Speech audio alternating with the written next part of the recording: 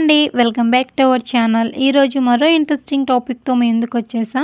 ఇది అమ్మాయిలకు, అబ్బాయిలకు యూజ్ అయ్యే టాపిక్ అనే చెప్పాలి. ఎందుకంటే ఇప్పటి యూత్ లవ్‌కి బాగా అట్రాక్ట్ అవుతూ ఉన్నారు. అంటే వాళ్ళది నిజమైన లవ్వా? లేదా అట్రాక్షనా అని తెలుసుకోకుండా లవ్ చేసుకుంటూ ఉంటారు. సో, లవ్ చేసిన తర్వాత ఇది ట్రూ లవ్ కాదు అని తెలిసాక చాలా బాధపడుతూ ఉంటారు. లేదా మోసపోవడం ఇలా జరుగుతూ ఉంటుంది. ఇలాంటి వాడినా నేను లవ్ చేసింది, ఇలాంటి అమ్మాయినా నేను లవ్ చేసింది అని చాలా ఫీల్ అవ్వటం, ఏడవడం చేస్తూ ఉంటారు.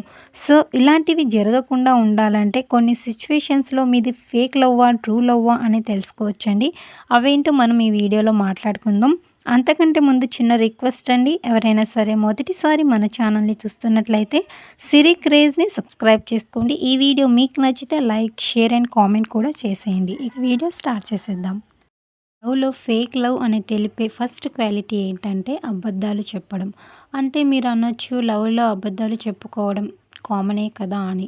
కాకపోతే అవతలి వాళ్ళు బాధపడొద్దు అనే ఉద్దేశ్యంతో అబద్ధాలు చెబితే పర్వాలేదు. కానీ పదే పదే అవసరం లేకపోయినా అబద్ధాలు చెప్పడం, ఇలా చెబుతూ వాళ్ళ లవ్ ట్రాక్‌ని మెయింటైన్ చేయడం, ఇలా చేసే వాళ్ళని కాస్త అవాయిడ్ చేస్తే బాగుంటుంది. మీరు ఇప్పుడు అబద్ధాలు చెప్పొచ్చు. రేపు అవతలి వాళ్ళకి మీరు చెప్పిందంతా అబద్ధం అని తెలిసినప్పుడు వాళ్ళు మిమ్మల్ని వదిలేసి వెళ్ళిపోతారు.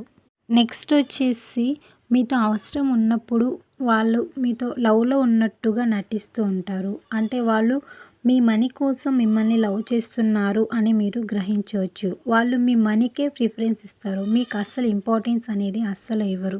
ఇలాంటి వారిని కూడా మీరు అవాయిడ్ చేస్తే చాలా బాగుంటుంది.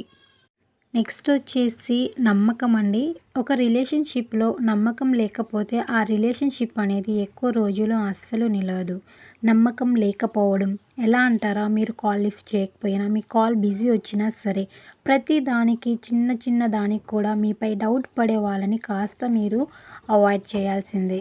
అది అతి ప్రేమ వల్ల కొంతమంది చేస్తూ ఉంటారు. ఇంకొంతమంది మీపై నమ్మకం లేక అలా చేస్తూ ఉంటారు.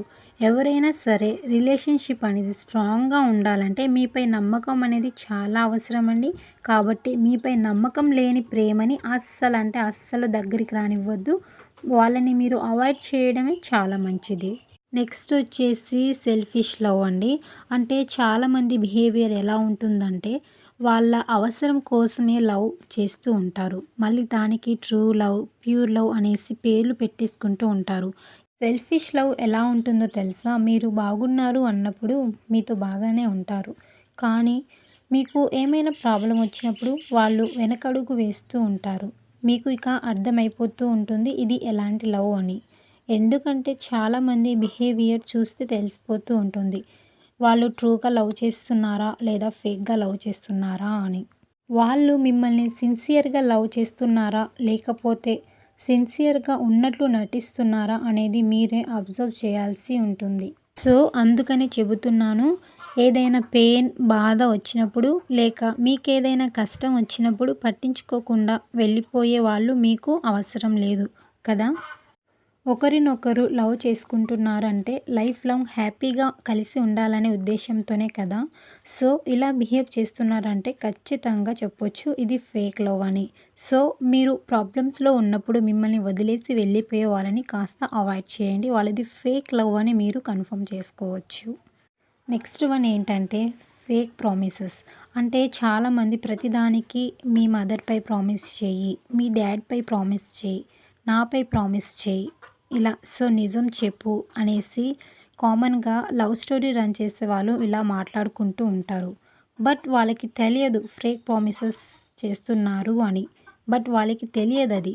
ఇది నిజమేమో అని చాలామంది అమ్మాయిలు, అబ్బాయిలు నమ్ముతూ ఉంటారు. బట్ ఫేక్‌గా లవ్ చేసేవాళ్ళు మాత్రమే ఫేక్ ప్రామిసెస్ అనేవి చేస్తూ ఉంటారు. ట్రూగా లవ్ చేసేవాళ్ళు ఇలాంటి ఫేక్ ప్రామిసెస్ అస్సలంటే అస్సలు చెయ్యరు. వచ్చేసి అడ్జస్ట్ అవ్వకపోవడం. అంటే ప్రతి రిలేషన్‌లో అడ్జస్ట్ అవ్వడం అనేది ఉంటుంది. ఇటు బాయ్ లేక గర్ల్ కావచ్చు. ఎవరైనా సరే కొంచెం అడ్జస్ట్ అవుతూ ఉండాలి. అంటే మామూలుగా మీరు ఎప్పుడైనా సరే గొడవ పడ్డప్పుడు లేదా ఇంకేమైనా జరిగినప్పుడు ఇద్దరు బాయ్ లేదా గర్ల్ కాంప్రమైజ్ అవ్వాల్సి ఉంటుంది. అంటే ఒకళ్ళనికొకళ్ళు అనుకుంటూ ఉంటారు. నేనే ఎందుకు వెళ్లి మాట్లాడాలి? తనొచ్చి మాట్లాడొచ్చు కదా ఫస్ట్ అనేసి ఒకళ్ళనొకళ్ళు ఇలా అనుకుంటూ ఉంటారు. కానీ మీకు ఆ పర్సన్ కావాలి అని ఉంటే కాంప్రమైజ్ అవుతూ ఉంటారు.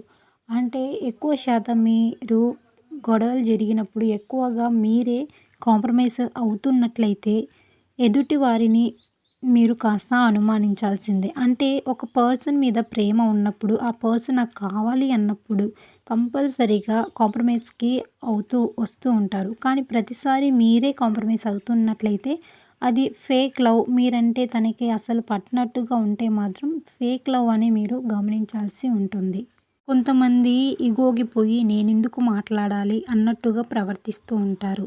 సో, మీరు కనుక లవ్‌లో ఉంటే మీ పార్ట్నర్‌లో ఇలాంటి క్వాలిటీస్ ఉంటే మాత్రం కాస్త జాగ్రత్త అండి. ఈ టాపిక్ ఎందుకు అంటారా? ఎవరు కూడా లవ్‌లో మోసపోకూడదు, బాధపడకూడదు అనే ఉద్దేశ్యంతో నాకు తెలిసిన కొన్ని పాయింట్స్ మీతో షేర్ చేసుకున్నా. సో, వీడియో ఎలా ఉందో కామెంట్ సెక్షన్‌లో చెప్పండి. వీడియో నచ్చితే ఛానల్‌ని సబ్స్క్రైబ్ కూడా చేసుకోండి. లైక్, షేర్ అండ్ కామెంట్ కూడా చేసేయండి. Thank you for watching. Bye bye.